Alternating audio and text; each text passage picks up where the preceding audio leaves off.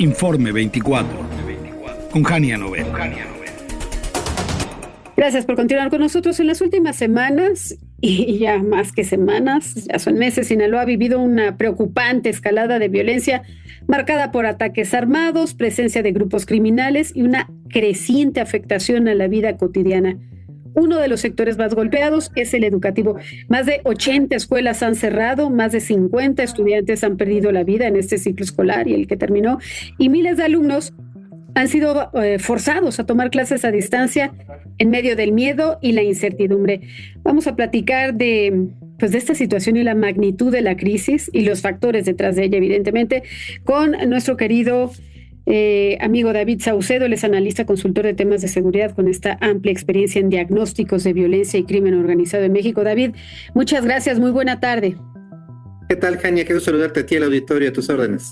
Gracias. ¿Cómo explicamos el recrudecimiento de la violencia en Sinaloa en los últimos meses? ¿Qué factores han llevado a este nivel de descontrol, descomposición, incluso con ataques a hospitales, escuelas, líderes de medios de comunicación, periodistas y generadores de contenido en redes, David?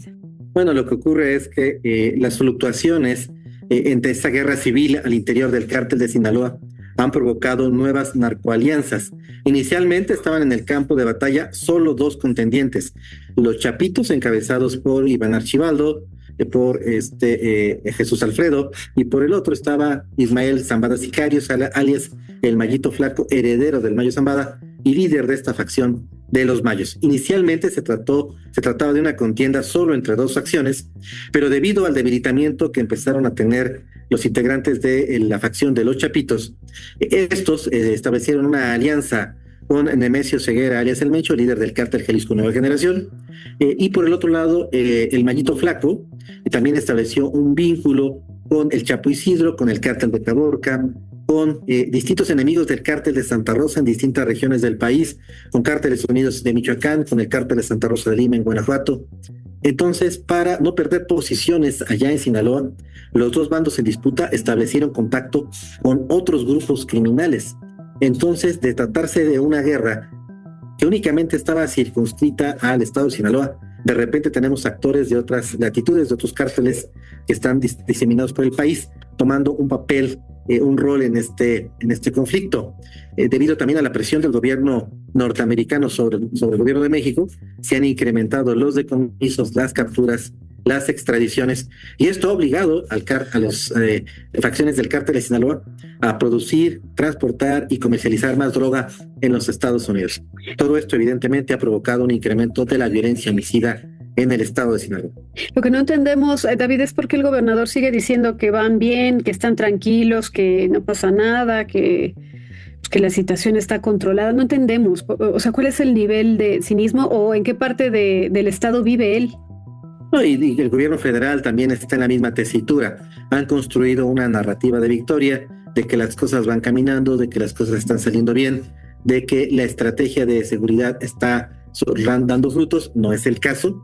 Todas las encuestas en materia de percepción de inseguridad, incluida la encuesta nacional de seguridad pública urbana del INEGI, una encuesta estatal, también está en este mismo sentido.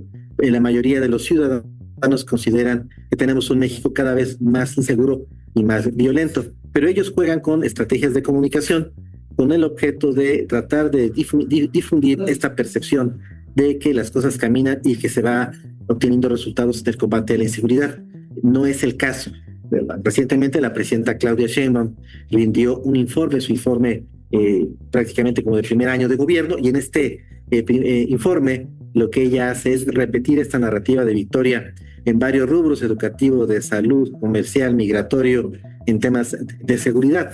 Está de más decirte que aparte de los mexicanos que tenemos dudas fundadas sobre el mal desempeño que tenemos en materia de seguridad, hay una opinión que pesa más que la de todos en México, la opinión de la Casa Blanca, que es sumamente crítica, sumamente adversa a lo que ocurre en materia de seguridad en México. Y bueno, pues el día de hoy tenemos la visita de Marco Rubio, el jefe del Departamento de Estado de los Estados Unidos, que vendrá a formalizar este acuerdo en materia de seguridad binacional entre México y los Estados Unidos, que incorpora nuevas directrices y peticiones de los americanos hacia México. Sí, ahí David parece como que cada quien le habla a sus gradas, ¿no?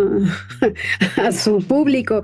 Aquí dicen que vamos bien y tienen sus datos, allá dicen que quieren cooperar, acá dicen que no a la intervención y que viva la soberanía, allá que es más bien una ayuda. ¿Tendrán algo ya concreto relacionado con el gobernador de Sinaloa? Por eso tan insistentes con que entreguen nombres y probablemente narcogobernadores en relación Me parece que sí, de Marco Rubio, ¿no? Sí, me parece que desde ese tiempo el gobernador Rocha de Sinaloa se tenía información abundante acerca de los contactos que estableció con el cártel de Sinaloa. Incluso él pedía la participación de los líderes del narco para arreglar problemas políticos locales, como la sucesión en la rectoría de la Universidad de Sinaloa, tal y como declaró el propio Mayo Zambada en una misiva que difundió a medios de comunicación. Pero me da la impresión de que tanto los norteamericanos como el gobierno de México le ofrecieron a Rocha un salvoconducto. Para la 4T, Rocha era el enlace con el cártel de Sinaloa. Y para los norteamericanos, Rocha formó parte de esta estratagema, de esta trampa que le tendieron al Mayo Zambada para que se presentara en una reunión y de ahí fuera secuestrado y llevado a los Estados Unidos. Estos servicios que ha proporcionado Rocha tanto a los norteamericanos como al gobierno de México, me parece que le mantienen a buen resguardo y él no creo que esté en la lista de personas que vayan a ser solicitadas en extradición por los Estados Unidos, justamente por haber colaborado con un objetivo prioritario, la captura de un objetivo prioritario de los norteamericanos y porque él forma parte de la élite de la 4T. Sin embargo, hay otros gobernadores que quizá no corran con esta misma suerte, que quizá aquellos que son adversarios internos de la presidenta Claudia Sheinbaum, personajes ligados a Ricardo Monreal, a Marcelo Ebrard y al propio Adán Augusto. La cacería en consecuencia de narcopolíticos en México, personajes de la política ligados con el narco, será selectiva, en primer término, contra aquellos integrantes de Morena que se han opuesto al proyecto político de la presidenta Claudia Sheinbaum. Y en ese sentido, entonces, ¿qué se llevará el secretario de Estado de Estados Unidos, Marco Rubio? Que no creo que se vaya con las manos vacías, ¿no? Los norteamericanos en esta etapa de Trump cobran antes de venir, cobran cuando están en México y cobran después de irse. Es decir, ellos nunca pierden. Me parece que antes de llegar a México, él ya obtuvo concesiones importantes por parte del gobierno de México. Entiendo que va al Ecuador después de visitar México Marco Rubio. Hay un problema diplomático desde hace varios meses entre México y el Ecuador a raíz de esta intervención en la Embajada de México en Quito, en donde el gobierno ecuatoriano capturó a un opositor político. Sin embargo, las mafias ecuatorianas, los lobos, los choneros sobre todo, trabajan de la mano con los cárteles mexicanos, el cártel de Sinaloa y el cártel de Jalisco Nueva Generación, para la exportación de droga colombiana. Los norteamericanos tuvieron un éxito al brindar las costas colombianas y también el aeropuerto del Dorado, en donde iban muchos cargamentos de droga hacia Centroamérica y después a México para después pasar a los Estados Unidos. Pero no han logrado blindar las fronteras de Colombia con Venezuela y con Ecuador.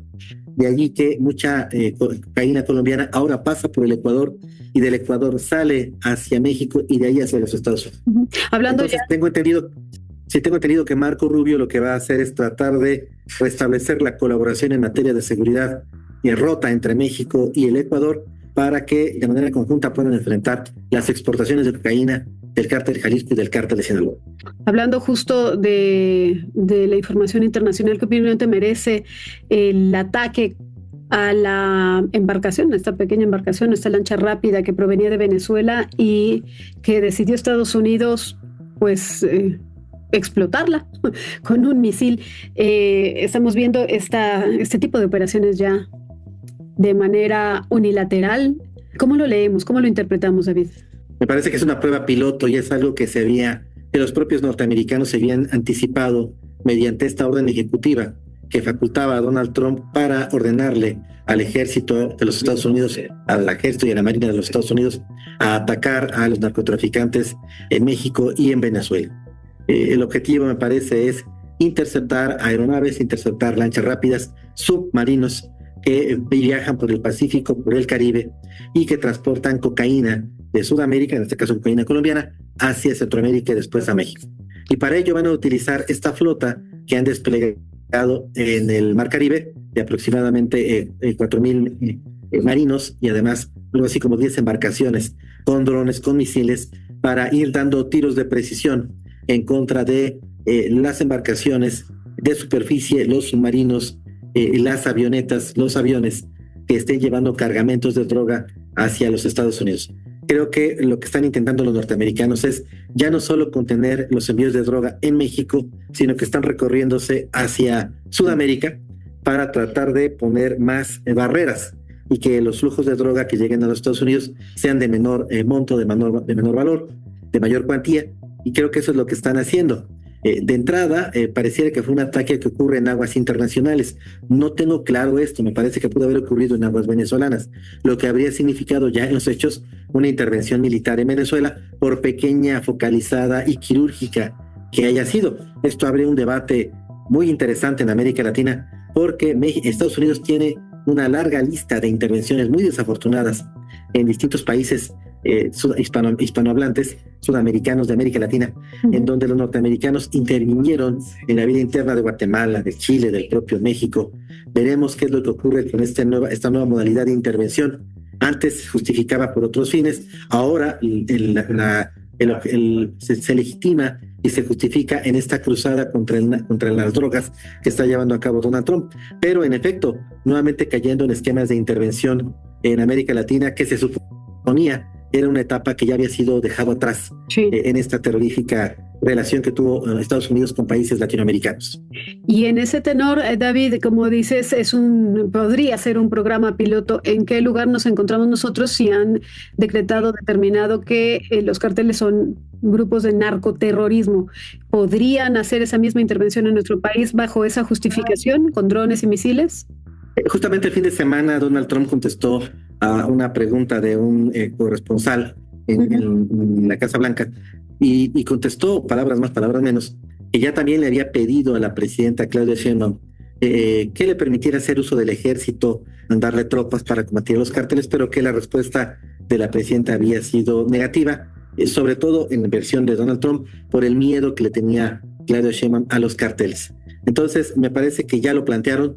El gobierno de México afortunadamente contestó de manera negativa que no iba a permitir la entrada de tropas, las incursiones del ejército, de la Marina de los Estados Unidos. Esperemos que así se mantenga y que no nos llevemos la sorpresa dentro de poco de que hubo operaciones encubiertas, sí, de efectivos del ejército, de la Marina americana combatiendo los cárteles en México.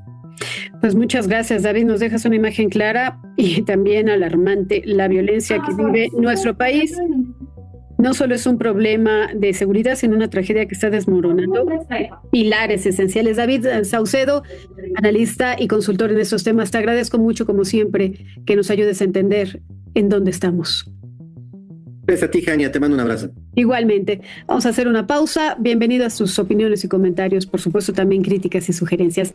No se vayan, volvemos con más noticias. Campeche está tramando algo y algo serio. Pausa y volvemos.